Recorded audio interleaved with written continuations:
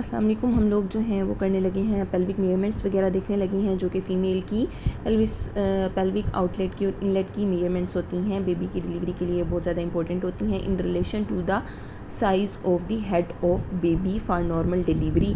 ठीक है। अच्छा, वैसे तो डिफरेंट टाइप्स ऑफ जो हैं वो पेल्विस होती हैं फ़ीमेल्स के अंदर। ठीक है, वो आप देख लीजिएगा, एनाटमी में भी रिव्यू कर लीजिएगा एक दफ़ा। तो हम देखने लगे, एक होता है हमारे पास पेल्विक इनलेट होता है, ठीक है, और एक होता है पेल्विक आउटलेट। पहले हमें ये बताना चाहिए इनलेट और आउटलेट क्या होता है। सबसे पहले हमारे पास जब आप जो है वो इसको देखेंगे पेल्विक गर्डल को, ठीक है, तो ये हमारे पास जो इलियक बोन होती है ना, ठीक है, ये वाली इलियक बोन होती है, ये हमारे पास पीछे होती है सैक्रम और ये होती है कॉक्सिक्स। ठीक है, अब यहाँ से ये होती है सैक्रल प्रोमेंट्री, यहाँ से कंटिन्यू होके ये हमारे पास एक जो बन रही है, ठीक है, एक पूरा एक ब्रिम बन रहा है। ठीक है, इसको हम कहते हैं पेल्विक इनलेट। ठीक है, इसमें डिफरेंट स्ट्रक्चर्स होते हैं, एनाटमी के लिए वो ज़्यादा इंपॉर्टेंट है कि कौन कौन से स्ट्रक्चर्स हैं, कैसे हैं, मतलब एक जनरल आइडिया होना चाहिए इसमें आपको कि ये पेल्विक जो है वो ब्रिम, ये पेल्विक इनलेट बना रहा है। अब इससे ऊपर होती है ट्रू पेल्विस, इससे नीचे होती है इससे ऊपर होती है फाल्स पेल्विस, इससे नीचे होती है ट्रू पेल्विस। ठीक है, इस ब्रिम से नीचे जो होती है वो ट्रू पेल्विस होती है।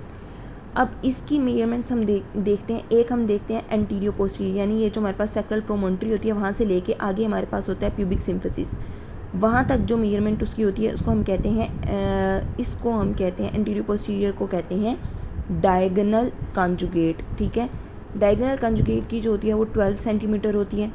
उसके बाद हमारे पास आ जाती है ट्रांसवर्स। ठीक है, ये वाली हमारे पास मेजरमेंट आ जाएगी ट्रांसवर्स। ठीक है, साइड टू साइड जो आ रही है इसको कहते हैं ट्रांसवर्स, ये होती है 13 सेंटीमीटर। फिर हम देखते हैं ओब्लीक। ठीक है, ये ओब्लीक जो इसका होता है, ठीक है, डायमीटर उसकी होती है 12.5 सेंटीमीटर। ये हम देख रहे हैं पेल्विक आउटलेट इनलेट की। ठीक है, पेल्विक इनलेट की हम देख रहे हैं मेजरमेंट्स। उसके बाद अब हम देख लेते हैं पेल्विक आउटलेट की मेजरमेंट्स।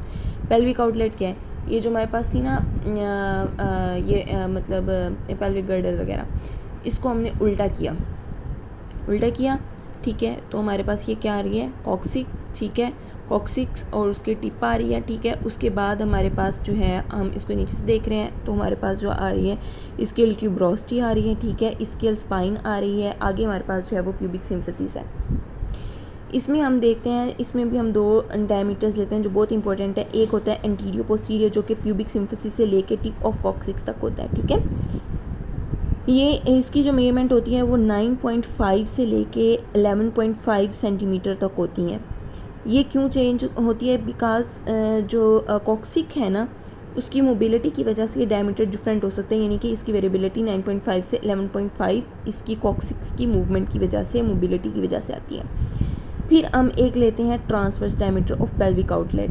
ये जो ट्रांसवर्स डायमीटर होता है ये होता है 11 सेंटीमीटर। ठीक है, अब हमने इसके पेल्विक इनलेट और आउटलेट के जो हैं वो डायमीटर्स कर लिए हैं कंप्लीट।